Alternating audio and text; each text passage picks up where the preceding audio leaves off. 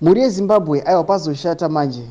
Notaona kuti kubva paJob wasikala pakabuda mujeri aiwa nekuita proposal yave kuda kufoma imwe party aiwa vanga vakanyararirana nevanhu vese pamwe chete nevanhu veTCC aiwa TCC vanosonjamisa Blue Movement aiwa vanga vakanyararirana asi muzora nhasi akwazovhurwa hombe manje apa tinoona vaJob wasikala vanotanga kutosvorana aiwa naVaamos Chibaya. Mhuri yeZimbabwe pakashata nokuti tisada moendera mberi nenyaya iyi ndokurudzira ibva wasubscribe wolike wochanga on the bell icon.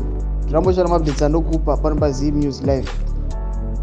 Ndotoona kuti vaJob wasikala vanouya paTwitter hino pavonyora vachiti no Mr. Chibaya, I respect you as someone whom I worked with even during the most tough times of our fight against ZANU-PF Simizuru, but this time please leave me alone and I expect you to respect my silence.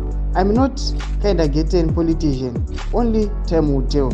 Ndo mashoko anayachisiwa panapa navaJob wasikala vachiti aiwa Amos Chibaya siyanai neni nekuti takamboshanda tese mune zvakanaka. Saka toona kuti vanhu vanenge vachireplya, vanhu vanenge vachikomenda panhau iyi notoona kuti vachinotimba uneonyera vachiti zvatsonyana siyai munhu ambopora ronda rekujeri uyo.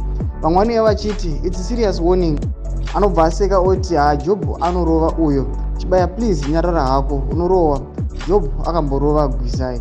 Saka vamwe vanenge vachiti bo here my Job Sikhala Mandela. Saka mhuri yeZimbabwe ndo mashoko atiri kuona kuti aiwa mupolitics hamusina kumira zvakanaka, vanhu vatotanga kutonetsana. Saka chimbotiudzai mafungiro enyu munoti kudii pamusoro penyaya iyi. Aiwa pinda mucomment section medu tiudzei mafungiro enyu. Musakangana kusubscribe kulike pamwe kutana with the bell icon.